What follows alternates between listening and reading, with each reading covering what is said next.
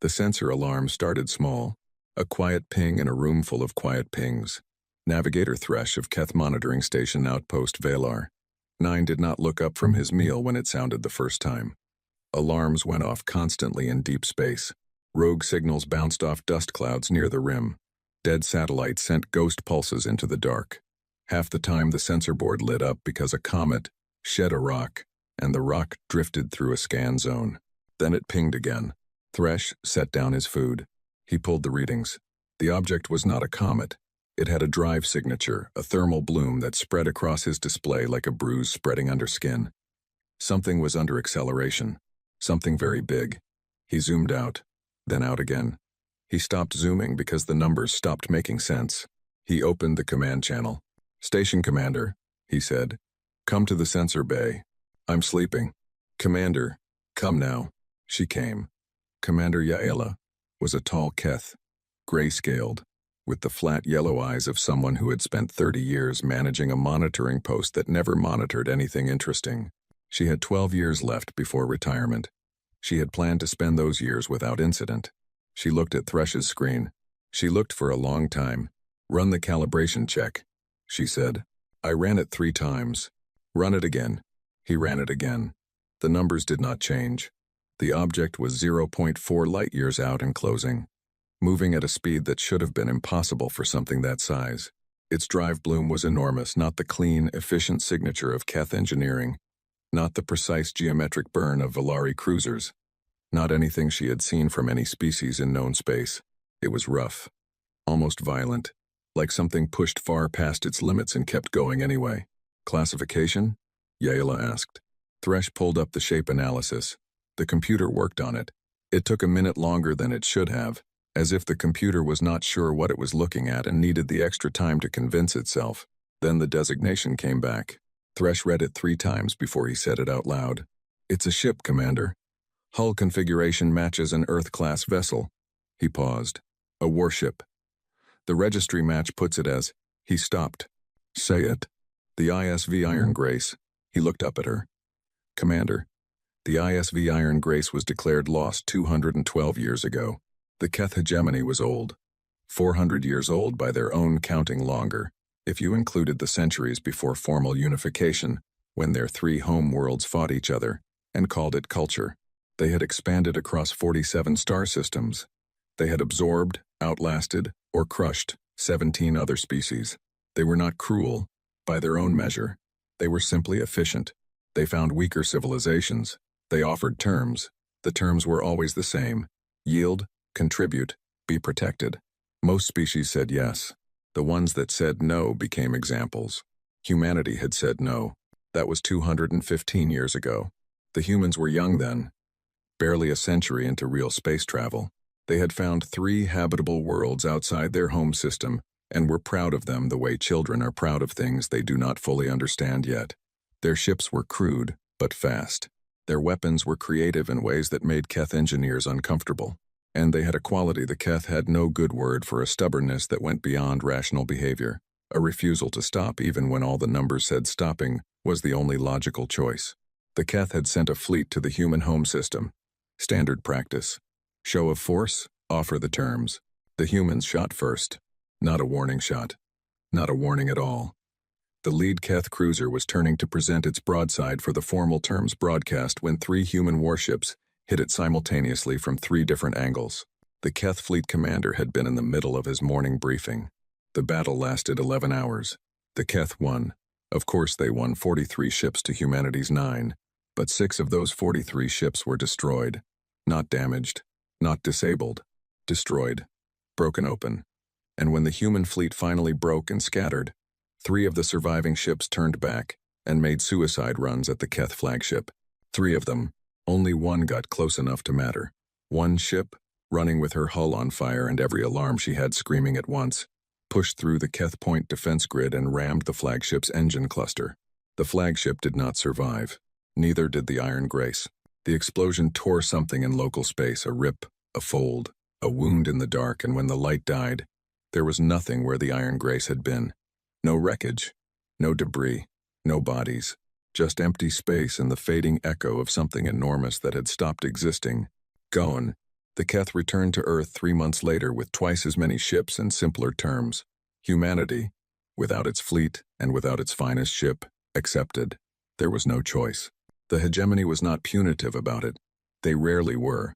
After the example had been set, Earth was classified as a protected world. It could trade, govern its own local matters, maintain small internal security forces. It paid tribute. It provided labor for the outer stations. It was useful. It was quiet. It was small. The Iron Grace became a legend. Among humans, she was the ship that refused to quit the crew that had faced 43 ships and made those 43 ships bleed. Among the Keth, she was a training story, the kind told to new fleet commanders to explain one simple rule. When you fight humans, you make sure they are completely finished. Every piece, every crew member, every shred of hull. Because if you left something, it came back. Yaela sent the signal to High Command within 20 minutes of confirming the readings. She did not sleep again that night. The response came 6 hours later, faster than any response she had received from High Command in 12 years at this post. The seal on the transmission was the highest she had ever seen. Grand Admiral level. The orders were short and clear. Do not engage. Monitor only. Await the fleet. So she monitored. The Iron Grace came on at steady speed. It did not slow. It did not change course. It was heading directly into the interior of Keth space, on a bearing that, if extended to its logical end, pointed straight at the Sol system. At Earth, as it got closer, Thresh's instruments started returning data that made no sense. The ship was the right shape, roughly. The core hull matched the registry, the spine, the main drive section, the general outline, yes. That was the Iron Grace. But what was attached to it was something else entirely. Something had been built around the original hull, not repairs, not patchwork, real construction. Massive, deliberate construction. The Iron Grace's original hull was a skeleton now, and something enormous had been grown over it and through it, the way a reef builds up around a single rock left in the sea for long enough. Total mass estimate, Yaela said. Thresh checked 3 times. Best estimate, 3 times the original displacement. She sat down. The original Iron Grace had been a heavy battlecruiser, humanity's largest class of warship at the time of first contact. 3 times that mass put the returning ship in a category that outweighed anything in the Keth fleet except the command dreadnoughts, and there were only 4 of those in existence. Hull modifications? She asked. The results came back in fragments. Weapons, platforms, dozens of them, bolted to every flat surface the outer hull had. Extra shielding layers of it. The outermost made of a material his sensors could not fully classify. Docking bays. Large ones. Not fighter bays. Large enough to hold ships of their own. And along the full length of the spine, running from bow to stern, something that generated a power signature his instruments were not built to measure. He had to patch 3 separate sensor arrays together and run them as one just to get a number. When the number came back, he sat and looked at it for a long moment. Commander, he said, whatever they put in that spine, the power output is equivalent to 3 Keth dreadnoughts firing at the same time. Yaela stared at the screen. The Iron Grace kept coming. It passed Velar, 9 at a distance of 0.1 light-years, close enough that the visual scan resolved real detail. Thresh captured every frame and sent it to High Command, without filtering anything. The ship looked like something built by people who had been very far away from help for a very long time and had made do with whatever they found. The outer armor was dark, almost black, made of panels that were not all the same material pulled from different sources, cut to shape, welded into place by hands that cared about function and nothing else. The original hull underneath it was still there if you looked hard, like bones under scarred skin. The scars on those original panels were old and strange. Not battle damage. Battle damage had direction. These scars ran in spirals and loops, as if the ship had spent time somewhere that space itself moved differently.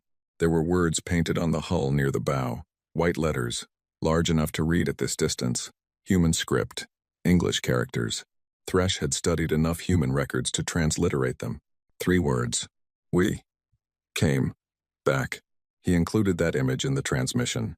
High Command's second message arrived 4 hours later. It was short. The Third Fleet was being mobilized. 200 warships, They would intercept the Iron Grace before it reached the inner systems. The Iron Grace would be stopped, boarded if possible, destroyed if not. No records of this incident were to reach non-Keth species. The protected worlds, especially Earth, were not to be informed. The reason for that last instruction was not stated. Yaela thought she understood it anyway.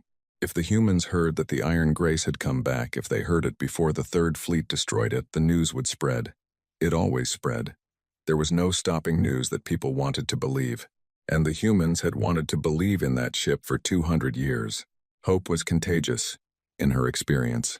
The most dangerous thing in the galaxy, when it spread to the right people. On the bridge of the ISV Iron Grace, Commander Lena Vasquez stood at the main viewport and watched the stars ahead. She was 34 years old. She had been born on this ship. Her mother had been born on this ship. Her grandmother, Reina Vasquez, had been one of the 41 survivors of the original crew, who came through the fold in space and found themselves in a place that was not on any map, a dead pocket in the dark, where physics were mostly right, but not entirely, where time moved at a different pace than it did in real space, where the wreckage of things that had died long before humans existed drifted in permanent cold silence. Lena had grown up on the stories the way other children grew up on fairy tales. The 41 who survived the ram, the years of confusion. The decision, made by a vote of every living crew member, to stay alive no matter what it cost. The slow, grinding work of keeping the ship running, then improving it, then understanding what the dead space contained, the materials, the strange metals, the ancient wreckage with technology no living species had seen. The work of reverse engineering things built by hands that had not existed in 200,000 years. Using tools they barely understood, in a place where some of the rules were slightly different. 212 years had passed in real space while the Iron Grace drifted in the fold. 22 years had passed on the ship. Time in the dead pocket moved at a different rate. It was not enough time. 22 years was never enough time for what they needed to do, but they had used every hour of it. They had grieved. They had adapted. They had built. And then they had come home. "We're being tracked," said Hale, her sensor officer, a young man who wore his grandfather's name on a patch stitched to his shoulder. "Station, at bearing, 2 to 7. Long-range monitoring post. Keth design." "I know," Vasquez said. "They've signaled high command by now." "I know. They'll send a fleet." "Yes." She looked at the stars ahead. Somewhere past the Keth ships that were scrambling to stop her, past the stations and the checkpoints and the perfectly reasonable military response that was already being organized, somewhere in that direction, was a small blue planet that had not heard from this ship in 212. "This is well. Years. Let them." She opened the ship-wide channel. "All stations. This is Commander Vasquez. We are in Keth-monitored space. We are on final approach to Sol. Estimated transit time to Earth is 17 days. She paused. "They know we're here. They are going to try to stop us." Another pause. "They will not succeed. Rest while you can. Talk to the people you love." 17 days. She closed the channel. The Iron Grace moved through the dark. She did not slow. She did not change course. She had not changed course in 200 years. She was not going to start now. The Iron Grace was not one thing anymore. She had started as a warship, one very good warship, built in the orbital yards above Earth in a time when humanity was young and loud, and convinced it was ready for whatever the galaxy had to offer. 400 meters long. Crew of 800. Armed to a level that had made Keth intelligence analysts slightly uncomfortable, which had been intentional. The humans who built her had done their homework, and they knew what was out there. That ship still existed. You could still find her inside the thing the Iron Grace had become, the way you can find the original tree inside a forest that has grown up around it over a century. The spine was hers. The main drive was hers, rebuilt and expanded but recognizably descended from the original. The bridge was hers, layered over with new panels and new systems but positioned exactly where the original crew had placed it, because that position had worked and the people who came after them saw no reason to move it. But everything surrounding that original core was something else entirely. 212 years, 22 years, by ship's time of people who had nothing but time, nothing but need, and nothing but the contents of a pocket of dead space that turned out to be more useful than anyone had any right to expect. The fold had been many things. none of them comfortable. The 41 survivors of the original crew had spent the first 3 months of ship time trying to understand where they were. Chief Engineer Mara Ose, Lena's great-grandmother, whose picture hung in the main corridor, had been the first to figure it out. Not fully, not clearly, but enough. They were in a collapsed region of space, a pocket, something that had folded shut around itself long before humanity had language, back when the galaxy was younger and rougher and doing things to itself that it did not fully understand. The physics inside the pocket were not exactly wrong. Gravity worked, air stayed air, fire burned, but the rate of time was compressed against the outside. 1 year inside moved like roughly 9 outside, and the pocket was not empty. Whatever had been trapped in it when it folded shut was still there. Wreckage, so much wreckage. Centuries of it, drifting in permanent slow collision, pieces of things built by hands that no living species would recognize. Ships, or things shaped like ships. Stations, or things shaped like stations. Objects that had no obvious purpose, and resisted every attempt to scan them cleanly. Material that existed in quantities and varieties that the Iron Grace's crew had never seen. Metals that did not appear on any periodic table they carried. Alloys that their instruments could identify as alloys but could not fully break down. Panels of something that looked like ceramic and behaved like metal and weighed almost nothing. Ose had called it a scrapyard. Her crew had called it a gift. They learned slowly.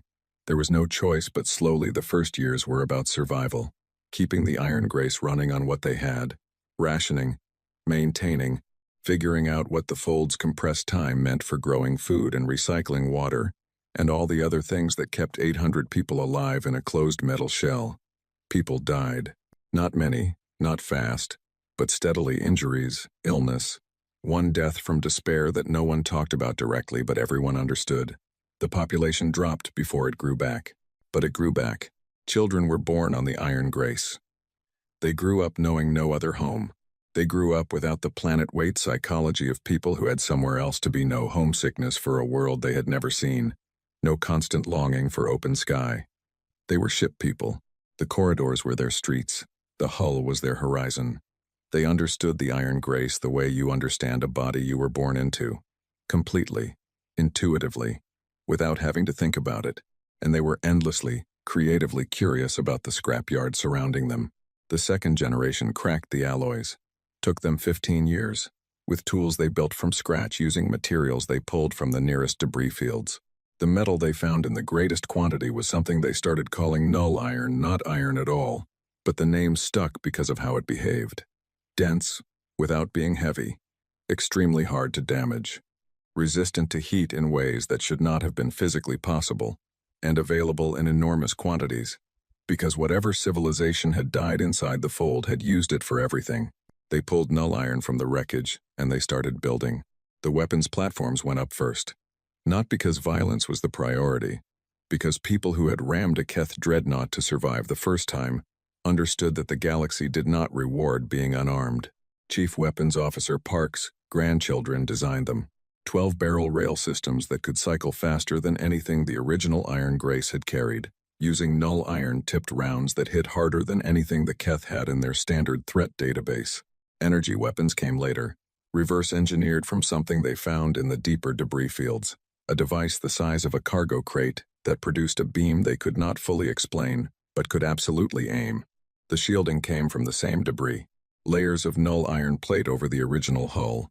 Then a secondary layer of another material they found later, something that absorbed energy at the surface and dispersed it laterally before it could penetrate. They had tested it extensively. They had shot at it, burned it, tried to cut through it with every tool they had, run it past every energy weapon test they could design. The secondary layer had walked away from all of it. They had wrapped the entire ship in it. The docking bays took the longest. Building ships inside a ship was slow, patient work. The smaller craft, the crew called them arrows, were not fighters in the traditional sense. They were more like very fast, very angry projectiles with a pilot seat and 4 rail cannons, and the ability to dock back on the Grace in under 60 seconds. There were 42 of them by the time the Iron Grace was ready to leave. Every pilot had grown up flying sims in the corridors, had logged more hours in the actual craft than any pilot in any fleet in known space. They had nothing else to do, so they had practiced. Lena had inherited command of the Iron Grace at 29, when her mother died of a heart condition that better medical equipment might have caught earlier, a fact she did not allow herself to be angry about more than once a day, because anger that became constant became noise, and she needed the signal clean. She spent 2 years confirming the preparation. She walked every section of the ship. She knew every weapon system, every shield layer, every arrow, and every pilot. She knew the numbers, the raw, honest, worst-case numbers of what the Iron Grace could take and what she could give. She had run every fleet engagement scenario she could design, using everything in the Keth tactical database the original ship had carried, updated as best she could with data pulled from Keth signal traffic that leaked into the fold at long intervals. She knew what the Keth would send. Not exactly, but within a reasonable range. She knew how they thought, how they organized a fleet action, how they responded to unexpected threats. She knew their blind spots. 200 Keth warships, she estimated. That was the response size for something they did not understand. Enough to be overwhelming. A number meant to make discussion unnecessary. The Iron Grace could handle it. She was not certain of many things. Certainty was not something you had access to in real command. Her mother had told her that. Her grandmother's journals had confirmed it. But she was certain of this. She had checked the numbers so many times that they had stopped feeling like numbers and started feeling like something solid she could put weight on. The Iron Grace would handle it. And then they were going home. On day 3 of transit, Hale picked up the signal. It was faint. It was compressed into a very specific frequency that was not standard communication. It was a survival frequency, one of the old Earth-Navy codes, the kind used when a ship or station was too damaged or too monitored to use normal channels. A whisper sent sideways, hoping someone listening would know what to listen for. Lena's crew knew what to listen for. They decoded it in 4 minutes. It was coming from a station called Hera Point, a human-built way station on the edge of the Keth-controlled transit corridor, one of 3 stations Earth had been permitted to maintain for commercial traffic. The signal was 7 hours old. It said, in the compressed shorthand of the code, Raid, Keth enforcement, labor seizure, 47 taken, requesting any assistance. God please someone. Lena read it twice. Then she set it down on her console and looked at it. 47 people, taken, for labor. That phrase, labor seizure, was a clean bureaucratic term for something that was not clean at all. The Protected World Agreements allowed the Keth to requisition human labor for their outer station work. They used that provision constantly. Entire communities. Sometimes, people pulled from their homes with 2 hours' notice and sent to work in places they had never heard of, sometimes for years. 200 years of this. She had known, intellectually. She had read the records. She had studied the history of what Earth had been since the First Contact War. But reading it and receiving it as a live signal, a real voice, real people, right now, were different things. Bearing to Hera Point, she said. 14 degrees off our current heading, Hale said. Adds maybe 6 hours to our transit time. She picked up the signal transcript again. God please someone. Adjust bearing, she said. 14 degrees. Commander, the fleet. We'll still be where the fleet is going to be. She set the transcript down. 6 hours doesn't change our intercept time in any meaningful way. Adjust bearing. Hale adjusted bearing. The Iron Grace turned slowly, because something that large did not turn fast, but with the steady, certain movement of something that knew where it was going and was not going to be talked out of it. On the hull, the 3 white words caught the distant starlight. We came back. They arrived at Hera Point in 6 hours and 20 minutes. The station was small, a ring and a spoke, human-built in the old practical style, built for function and maintenance and not for much else. 2 Keth enforcement vessels were still docked. Lena saw them on the scan before she saw anything else. She opened a channel. Keth vessels at Hera Point Station, she said. Her voice was steady. She had practiced steady for a long time. This is Commander Lena Vasquez of the ISV Iron Grace. You are in contact with an Earth Navy warship. You have seized 47 human civilians from this station. Release them to the station immediately. You have 10 minutes. Long. There was a long silence. Then the Keth channel came back. Identify yourself fully. Iron Grace Registry does not. 10 minutes, Lena said. Starting now. She cut the channel. 47 people. She had crossed 200 years of dark to get here. She could wait 10 minutes. The Keth enforcement ships released the 47 in 9 minutes and 40 seconds. They did not make any other transmissions. They undocked from Hera Point with what Lena recognized as careful, deliberate slowness, the movement of people who did not want to make any gesture that could be interpreted as threatening, not because they were not armed, but because they had looked at what was sitting in the space 2,000 kilometers off the station and decided that being diplomatic was the better option. Both enforcement vessels jumped to FTL within 2 minutes of undocking. Gone. Just gone. Fast and clean. Without a word. Hale watched them go. They're going to report everything. Good, Lena said. On the station, the 47 were being sorted out by the station crew. Through the station's communication system, which the Iron Grace had quietly patched into the moment they arrived, Lena could hear voices. Confused voices. People who had been told to get back to their quarters and were asking questions that the station crew could not fully answer, because the station crew themselves were still processing what they were looking at out the window. One voice came through clearly above the others. An older woman, by the sound of her. Station administrator, probably. What ship is that? The woman was asking. What is that out there? A long pause. That's the Iron Grace, a younger crew member said. His voice was not steady. Another pause. That's impossible, the administrator said. Ma'am, the younger voice said, I know. Lena closed the station channel. She let herself have one moment, just one, where she stood at her viewport and looked at the station and felt something she didn't have a clean word for. Not pride, not relief. Something older and heavier than both. The feeling of a thing that was supposed to be impossible, turning out to be possible after all. Then she turned away from the viewport. Resume heading, she said. Earth, best speed. The Keth Third Fleet intercepted them 4 days later. They came out of FTL in a spread formation, 200 warships dropping from faster-than-light transit, one after another. The signature flare of each emergence, lighting the dark like a slow strobe. They were good. The formation was clean and professional. They had positioned themselves across the Iron Grace's projected path, with 90 kilometers between each ship, a net that covered more space than the Iron Grace could dodge through in any realistic time frame. Fleet Admiral Soth commanded from the dreadnought Keth Sovereign. He was an experienced officer, 40 years of service, a dozen fleet actions, a strategic record that included the suppression of 2 separate border world uprisings that had gotten out of hand. He had read the initial reports on the Iron Grace with professional interest and had arrived at what he considered a reasonable assessment. The ship was big, bigger than expected, modified beyond its original specifications in ways that were concerning on paper. But it was one ship, one old, heavily modified ship with a crew that had spent 22 years from their own perspective in isolation, using salvaged equipment that had never been tested in actual combat. Against 200 warships with standardized equipment, coordinated fire control, and doctrine refined across 4 centuries of fleet action. He had run the numbers. He liked the numbers. He opened a channel to the Iron Grace. Vessel identifying as ISV Iron Grace, he said. You are in Keth hegemony-controlled space. You have committed multiple acts of interference with Keth Authority operations. You are ordered to reduce speed to 0, submit to boarding inspection, and await further instruction. Non-compliance will be met with force. You have 5 minutes to comply. The response came back immediately.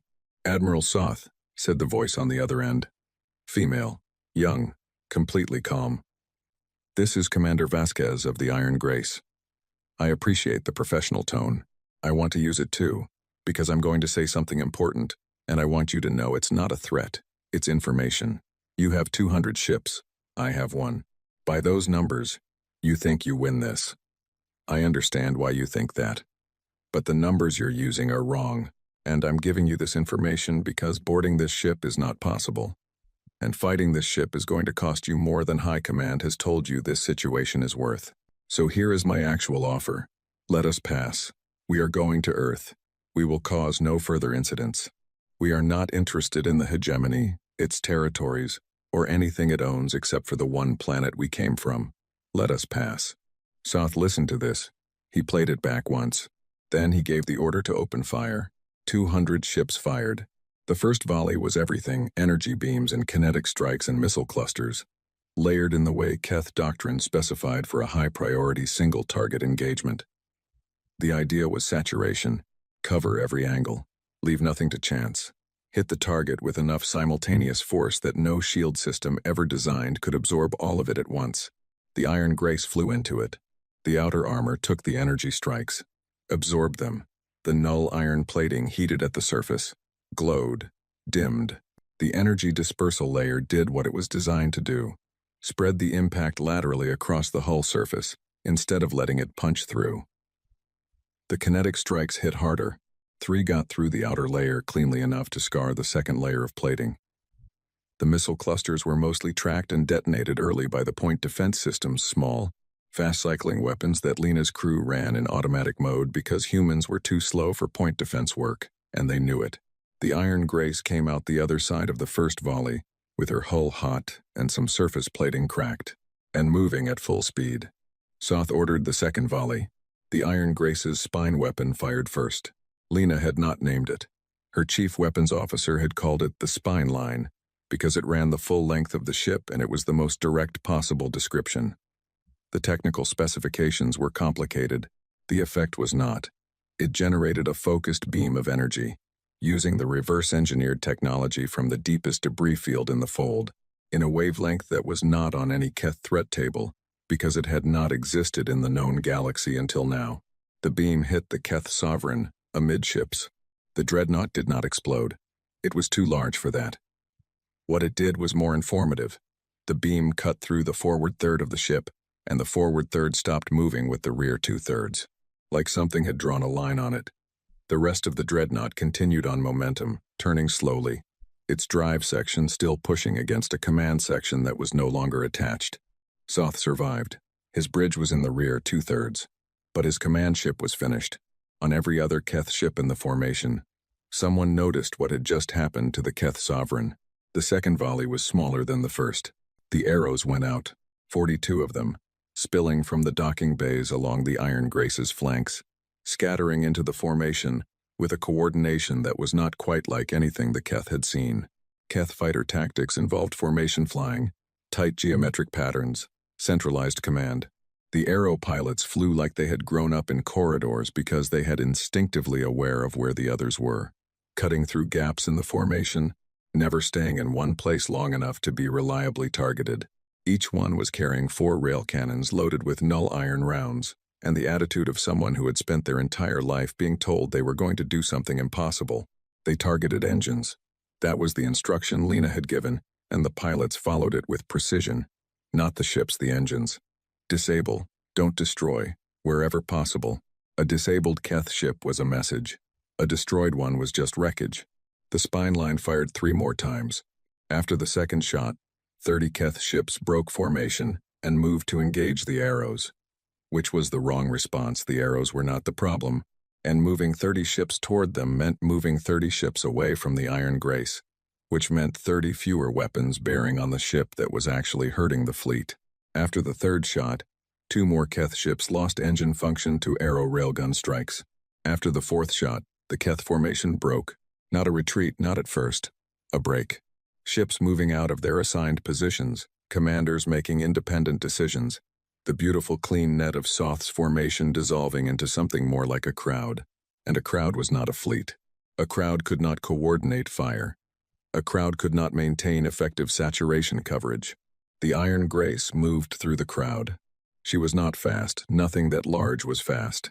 But she was steady, and she was angled toward a gap in the dissolving formation, and the spine line fired again, and then again.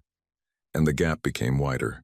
40 minutes after the engagement began, Soth, running the battle from a secondary command station in his damaged ship, issued the signal that no fleet commander ever wanted to issue. Disengage. Lena stood at her viewport and watched the Keth ships pull back. Behind her, the bridge was quiet. Not the quiet of people not talking, the quiet of people who had just done something enormous, and were still in the process of understanding it. Hale was running damage reports with careful efficiency. The engineering team was already on the hull plating that had cracked. The aero pilots were coming back in, one by one, the docking bay crew guiding each one home. 11 arrows had taken damage. None had been destroyed. The Keth fleet had lost 3 ships outright, had 14 disabled, and had 41 with varying degrees of damage, against 200 warships. "Commander," Hale said, "one Keth vessel is not retreating. It's holding position at range." Lena looked. A mid-size cruiser, not a warship, a light cruiser, one of the class the Keth used for courier and observation work. It was sitting still, not targeting, not approaching, just sitting there, watching. She opened a channel to it. "Keth observation vessel," she said. "I see you. I'm not going to fire on you. I want you to watch what happens next, and I want you to transmit everything back to High Command. Every detail. I want them to know what this ship is, what it can do, and what we are going to do when we reach Earth. Can you do that for me?" There was a long pause. "Yes," a voice came back. Young, slightly shaky. "But, yes." "Good." Lena closed the channel. She turned back to her crew. "Damage assessment in 1 hour. Rest where you can. We resume best speed in 90 minutes. She paused. "Good work. All of you. Your families would be proud." She walked to her private station at the back of the bridge and sat down.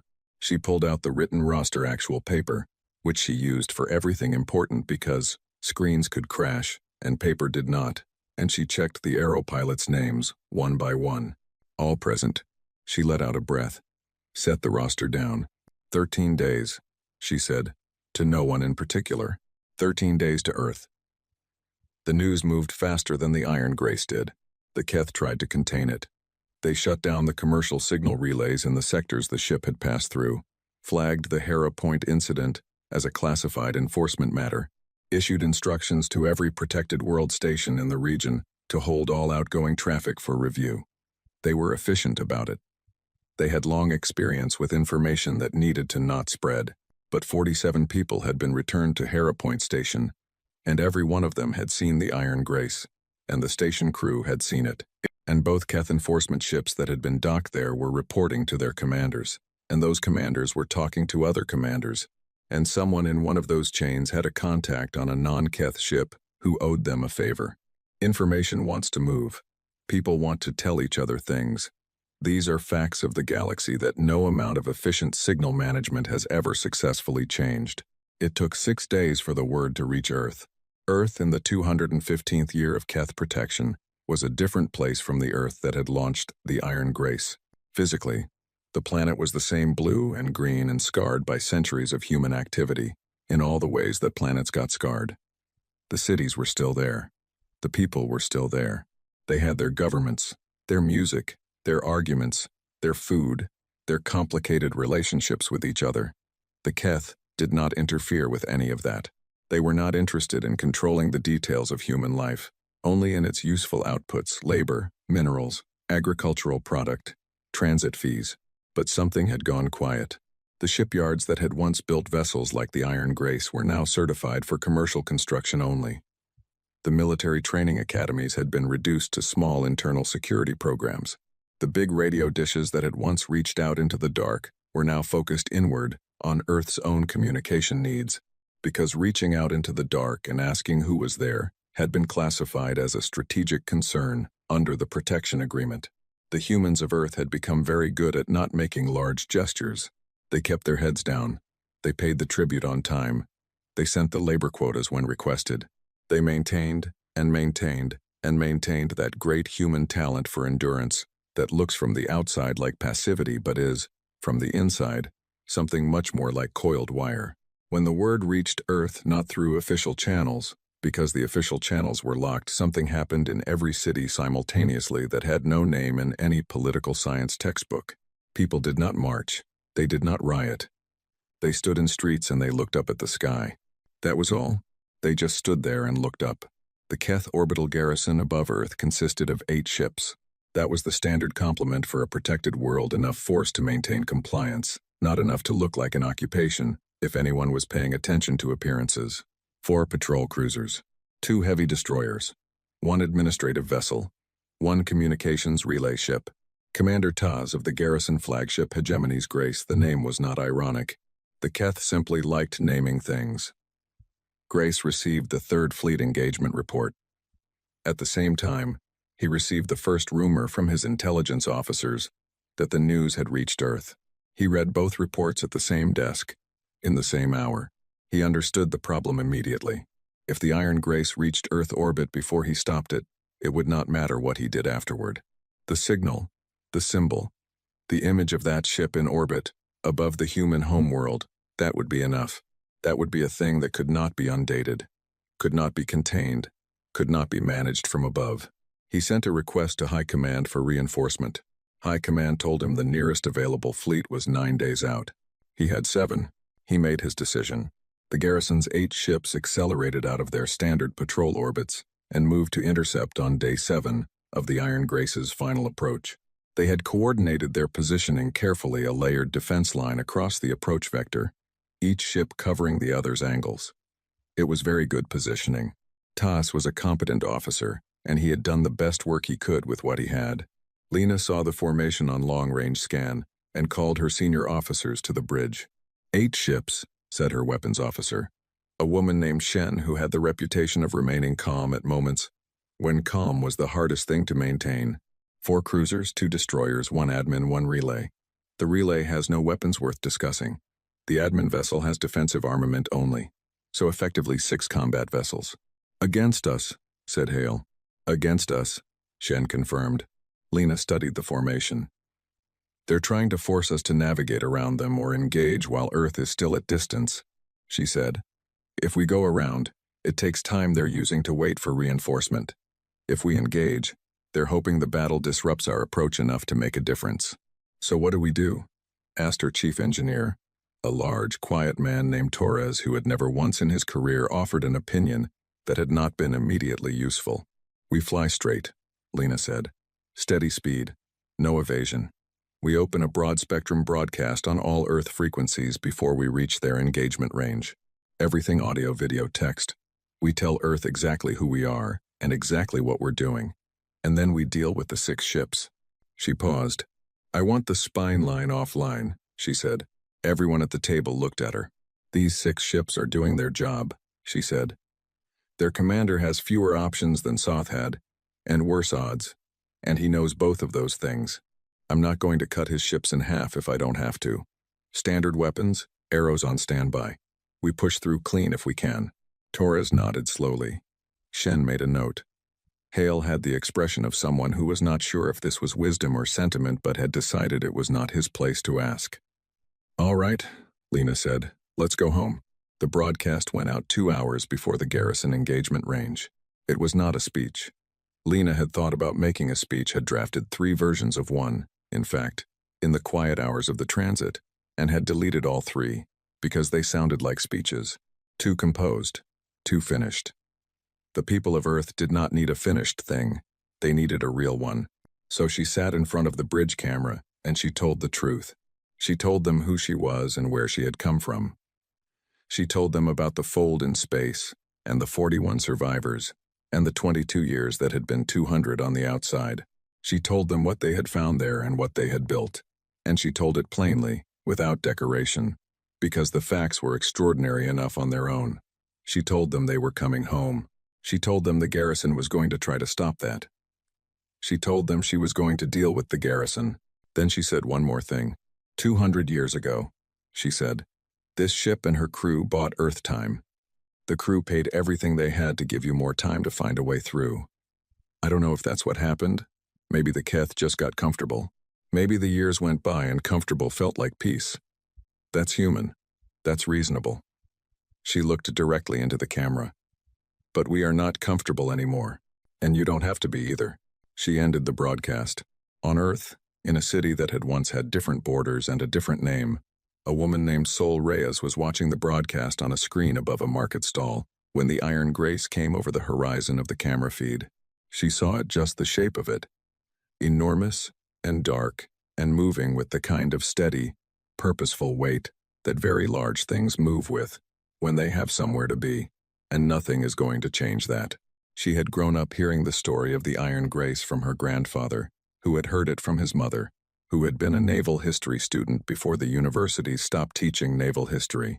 She had thought of it the way you think of old stories, true in spirit. Probably not in every detail. The kind of thing that gets bigger and more perfect as it passes through enough years. The ship on the camera feed was bigger than the story. She was not the only one watching. The market around her had gone quiet, which markets never did. She could hear people on the street. not talking, listening, looking up. Above them, 8 Keth warships formed their line. Above those, the Iron Grace came on. TOS ordered fire at 7,000 kilometers. The garrison hit the Iron Grace with everything they had. The ship absorbed it the way mountains absorb rain. The outer hull heated. The second layer dispersed. The point defense system cycled through the missile clusters with mechanical indifference. The Iron Grace returned fire with her rail systems and her secondary energy weapons, targeting engines, and the first Keth cruiser's drive died at 5,000 kilometers. The second lost maneuvering control 30 seconds later. The 2 destroyers pulled back to flanking positions and tried a coordinated hit on the Iron Grace's drive section, which was the correct tactical instinct, but failed because the drive section was armored differently from the rest of the ship. Torres had prioritized it, on the reasoning that everything else on the ship could be repaired in transit, but a dead drive was the end of everything. The destroyer hits scorched the outer plating and achieved nothing else. The arrows came out, 12 of them, not 42, because Lena did not need 42 for this and she wanted her pilots home safe. The 12 moved with the same instinctive, wall-less coordination as before, and within 4 minutes, the remaining cruisers had lost their engines. The 2 destroyers, watching this, made a calculation. They dropped their weapon signatures. Not a full surrender. TOS had not given that order, and they were not going to give it without one but a clearly readable tactical gesture. Weapons powered down. Shields maintained. No more firing. Lena saw it on her board. Acknowledge their gesture, she said. Don't target them. Keep going. The Iron Grace slid past the garrison line. And then, below her, through the viewports, through the cameras, through every screen that was currently showing the broadcast on the planet below, there it was. Earth. Blue and white and enormous in the way that home is always enormous when you have been away for a long time. Lena stood at the main viewport and looked at it. Behind her, the bridge was not quiet this time. Someone was crying.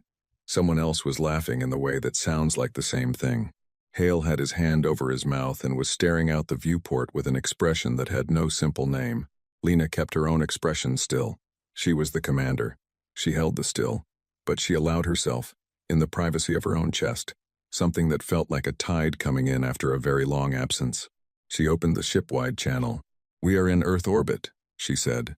"We are home." The ship answered her back in a sound that rose from every corridor and every compartment and every bay. The sound of 4,000 people who had been born on this ship, who had worked their whole lives for this moment, who had never seen this planet and were seeing it now for the first time. It was not a cheer. It was bigger than a cheer. She let it go on for a while before she opened the channel again. "Now," she said, when it quieted, "let's get to work." High Command's reinforcement fleet was 9 days out. They had 9 days to prepare. Earth had 9 days. 9 days between the Iron Grace entering orbit and the first long-range scan showing the Keth reinforcement fleet, 3,000 warships, the full weight of the hegemony's main offensive force, the kind of fleet they had not assembled since the original contact war dropping out of FTL, at the edge of the Sol system. In the galaxy's long history of military mobilizations, 9 days was nothing. It was barely enough time to organize a supply chain, let alone change the fundamental nature of a conflict. Every strategist who would have looked at the numbers would have said the same thing. Earth had no realistic path to surviving this. The strategists would have been working from bad data. The Iron Grace touched Earth orbit, and within 2 hours, the first shuttle came up. Lena had expected government officials, diplomats, people with credentials and schedules and the particular kind of controlled anxiety that came with high-stakes meetings. What she got was Admiral Senna Park, 81 years old, the head of Earth's nominal internal security fleet, which meant she commanded 12 small patrol vessels that were not technically warships because the protection agreement forbade warships and were technically patrol vessels, but had been built by people who understood exactly what might be needed someday. She came up alone. No staff. No security. She walked onto the Iron Grace's main deck and looked around the way a person looks around when they are in a place they spent their whole life imagining and need a moment to match the real thing to the version in their head. Then she looked at Lena. "You're younger than I expected," Park said. "You're older than I expected," Lena said. Park laughed. It was a short, sharp sound, the laugh of someone who does not do it often enough and means it completely when they do. "I've been running the numbers on what we have down there for 30 years, she said. Waiting for a reason to use it. My whole career, waiting for a reason. Tell me, Lena said. Park told her. The protection agreement forbade warships. It said nothing about industrial equipment, mining vessels, heavy cargo ships, construction platforms, or long-range survey craft. It said nothing about the particular energy systems that powered a planet's industrial output. It said nothing about the specific metallurgical processes that were required for large-scale orbital construction. Park's predecessors, people who had understood, after the First Contact War, that accepting the terms did not mean forgetting what had happened, had spent 150 years building things that were not warships. They were not warships in the way that a loaded weapon, held behind your back, is not a weapon until you bring it around. The 12 patrol vessels were the smallest part of it. There were 43 heavy industrial ships currently sitting in Earth orbit, and the orbital stations, ships built for mining asteroid belts, for towing construction materials, for resupply work. Each one was armored beyond what any industrial vessel needed to be, because the people who built them had been very worried about the safety of their crews and had taken extensive precautions. Each one carried defensive weaponry that was technically within the protection agreement's specifications and practically very far beyond its spirit. There were 3 orbital platforms that were classified as construction and maintenance facilities. They were, in fact, the most heavily armed space platforms Earth had ever built slowly, over 40 years, piece by piece, so that no single addition ever looked like a military expansion, and in 3 locations on Earth's surface, 2 in mountain ranges, 1 in an ocean trench. There were ground-based systems that Park described to Lena, in short, plain sentences, watching Lena's face while she described them to see when the understanding would land. It landed. How long? Lena asked. 24 hours to bring the ground systems fully online, Park said. The orbital assets are ready now. We've been waiting for this. 3,000 ships, Lena said. I know. Park looked at her steadily. We can't fight 3,000 ships, not alone, but we don't have to fight all 3,000. We just have to make the cost so high that High Command decides the cost is greater than the benefit. She paused. That's always been the mathematics of this, hasn't it? Make it expensive enough. Make them think. Lena thought about the Third Fleet. About Soth's broken dreadnought turning slowly in the dark. About the observation cruiser she had left behind to report everything. Yes, she said. That's always been the mathematics. The 9 days were not wasted. The Iron Grace sat in low orbit above Earth and worked. Her engineering crews went out on the hull in the unpressurized dark and replaced the cracked plating. New null iron panels carried in the ship's cargo bays for exactly this purpose. More material than she had left the fold with because they had expected damage were cut and fitted and welded into place. The weapon systems were recalibrated. The arrows were fully serviced, every one of them, with the pilots running maintenance themselves alongside the bay crew the way they always had. Below them, Earth worked too. The heavy industrial ships repositioned. The orbital platforms powered up. On the ground, in the mountain ranges and the ocean trench, machines that had sat waiting for 30 years came online one system at a time and ran their tests. On the 3rd day, Park sent up 23 additional people, young engineers, most of them, who had grown up knowing what those machines were for and who had spent their careers maintaining them, in the hope that there would one day be a use for all that preparation. They toured the Iron Grace with expressions that Hale, who gave most of the tour, described later as looking like children in a museum of things they had only ever seen pictures of, except the pictures came to life and were extremely armed. On the 5th day, Lena made a broadcast to the Keth reinforcement fleet, which by then was visible on long-range scan, and knew she could see it. Grand Admiral of the Keth 3rd Expeditionary Force, she said, because she had done her research and she knew who commanded it. This is Commander Vasquez. I know what you're bringing. I want to tell you what you're coming into before you get here, because I am not interested in unnecessary casualties on either side. I dealt with Admiral Soth professionally. I would like to deal with you the same way. She listed what was waiting for them. Not every detail, she did not have every detail herself, but enough. The platforms, the ground systems, the Iron Grace herself, and what the spine line had done to the Keth Sovereign. The numbers, clearly stated, without drama.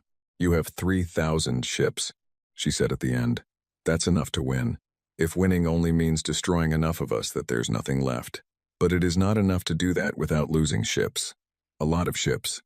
And the question you need to ask, High Command, the question I am asking you to ask them right now is whether Earth, in the condition it will be in after that kind of battle, is worth what you will pay to take it back. We will give you nothing. We will not negotiate our freedom. We are not asking for protection, and we are not interested in terms. We are asking to be left alone. She looked into the camera. Think about what we built in 22 years, in a dead pocket of space, with nothing but wreckage and stubbornness. Think about what we will build in 200 more if you leave us alone. That is not a threat. That is an offer. She ended the transmission. The Keth fleet dropped out of FTL, at the edge of the Sol system, in one massive, coordinated emergence. 3,000 drive signatures blooming across the scan display, like a lit field. The largest fleet assembly Lena had seen numbers on in any of the Iron Grace's old military records. She stood at her viewport. She kept her hands still. All stations, she said. This is it. The fleet approached at a measured speed. Not a full combat burn, which would have looked one way but not slow, which would have looked another. A middle pace. The pace of something that has a great deal of force behind it and knows it. On Earth's surface, the ground systems finished their final initialization sequences. Park, monitoring from her command center in the mountain range in what had once been called Norway, sent a one-word message up to the Iron Grace. Ready. The Keth fleet reached engagement range and stopped. They held position for 11 minutes. 11 minutes of nothing, no transmissions, no weapon signatures, no movement forward. Just 3,000 ships sitting at the edge of effective weapons range, which was exactly what an enormous fleet looked like when it was waiting for someone to make a decision. Then the transmission came. It was audio only. A voice Lena recognized from her research, Grand Admiral Koss, the officer who commanded the expeditionary force and who had, before this posting, served as High Command's chief strategic analyst for 30 years. Commander Vasquez, Koss said, I have read the reports from the Third Fleet engagement. I have read your offer. I have been in discussion with High Command for the last 4 days. He paused. The pause was long enough to be deliberate. I am authorized to offer a preliminary ceasefire to allow for the opening of formal negotiations. The terms of any final agreement have not been determined. High Command is willing to discuss the status of Earth and its associated territories. High Command is not, at this time, willing to discuss broader hegemony policy. Lena kept her face still. That is acceptable as a starting point, she said. There are conditions. There always are. Let me hear them. The Iron Grace remains in orbit. No further modifications to its armament or that of Earth's orbital assets during negotiation. No communication to other protected worlds that could be construed as organizing resistance. Lena thought about this. The first condition she had expected. The second, she had expected. The third was interesting. It meant High Command was worried about what the news of this was doing in other protected world systems. What it was doing to all the other species that had said yes to the terms all those years ago, and had been saying yes ever since.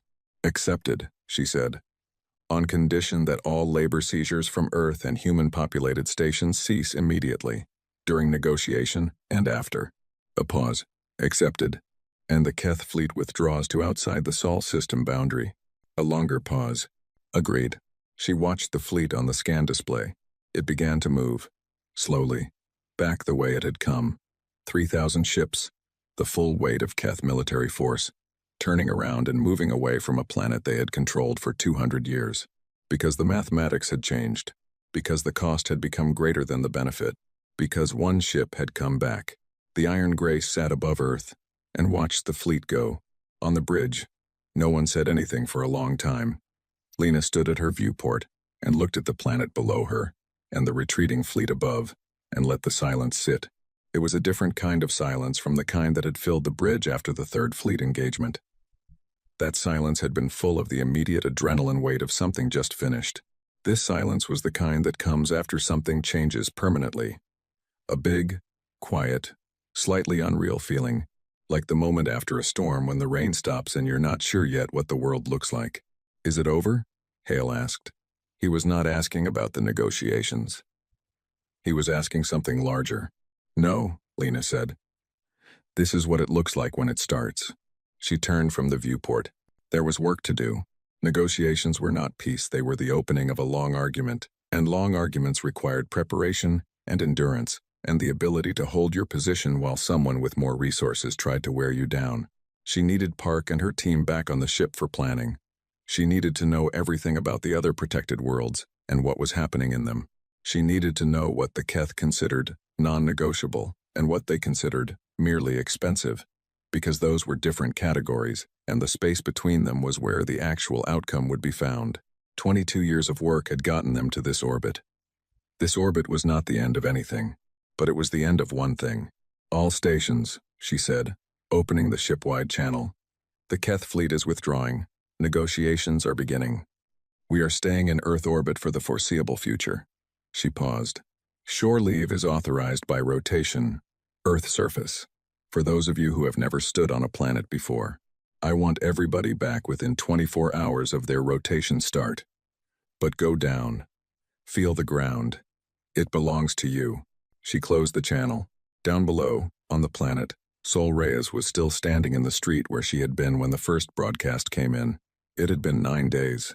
She had gone home. She had slept. She had come back. She did not know why exactly. It felt like the right place to be. She was watching the sky when the first shuttle came down. It was not dramatic. It was just a small craft, dropping through the clouds on a slow approach, landing in a cleared space that the city had organized in the previous 4 days, in a collective burst of practical activity. It touched down. The ramp opened. A young woman walked out.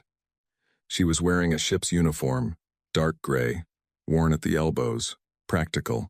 She had dark hair tied back, and the particular expression of someone who is trying very hard to take in too many things at once, and is mostly succeeding. She walked down the ramp and her foot touched earth for the first time. She stood there. She looked up at the sky, then down at the ground. Then she crouched, and put her hand flat against it. No one had told her to do that. No one had choreographed it. It was just what her body did. Sol Reyes watched this from across the cleared space, and she felt something she had not felt in how long. She genuinely could not remember the last time she had felt it. She felt proud, not of her country or her city or her own accomplishments, proud in the broad, simple way. Proud of her species, proud of the stubborn, unreasonable, expensive, magnificent thing that humans did when you pushed them far enough. They did not stop. They did not accept. They did not decide that enough was enough and adjust their expectations downward. They built a fortress out of a wreck in the dark. They came home. They were not done. Above the clouds, the Iron Grace waited in orbit, scarred and enormous and fully armed. 3 words painted white across her bow. We came back. She had. They all had. The galaxy was going to have to get used to it.